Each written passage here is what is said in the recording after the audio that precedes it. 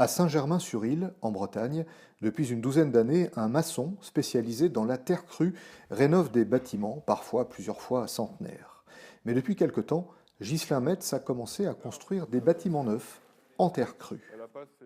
Maison en terre, ça dure longtemps. Je travaille sur des maisons ancestrales qui ont des fois plus de 400 ans. Mon matériau principal, c'est la terre. J'utilise éventuellement un peu de chaux. Ici, dans le bassin rennais, on a la chance d'avoir des terres qui sont propices à la bauge. Les avantages de la terre, c'est qu'aujourd'hui, c'est une ressource inépuisable et qui se trouve sous nos pieds. Et aujourd'hui, on pourrait concevoir de faire un lotissement avec la terre qui se trouve sous le lotissement. Ça suffirait allègrement. Contrairement à ce qu'on pense, ça ne prend pas beaucoup de temps. J'ai réalisé le bâtiment derrière en 4 semaines et le mien en 8 semaines. La terre porte beaucoup de valeurs. À savoir dire lesquelles, je saurais peut-être le dire à la fin de ma vie, mais aujourd'hui je les découvre encore.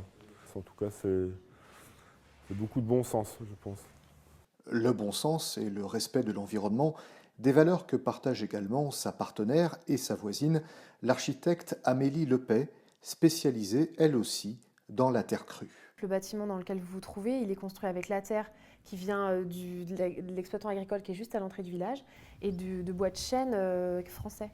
Donc on a aussi de la paille qui vient d'un agriculteur à proximité à Gare. Donc ici, on est sur un exemple de bâtiment neuf qu'on a fait en réinterprétant les techniques dites traditionnelles et on se rend compte qu'elles sont très modernes. On peut proposer des bâtiments économes en énergie au moment de la construction et également tout au long de leur cycle de vie. La terre crue est un matériau qui justement participe à l'économie circulaire. Son cycle de vie est très vertueux. L'économie circulaire, c'est quoi? Ça veut dire qu'on trouve un matériau local sur place et on l'utilise de façon locale. Et finalement, le déchet est valorisé sur place et n'est pas perdu. Est-ce qu'on est moteur dans la région? Moi, je pense que c'est une dynamique générale sur la région Bretagne. Maintenant, c'est vrai qu'on a été deux un petit peu fous à prendre ce risque-là, mais c'était un risque calculé et il y a beaucoup d'autres initiatives partout en France, partout en Europe et ailleurs dans le monde qui sont sur la même dynamique en ce moment.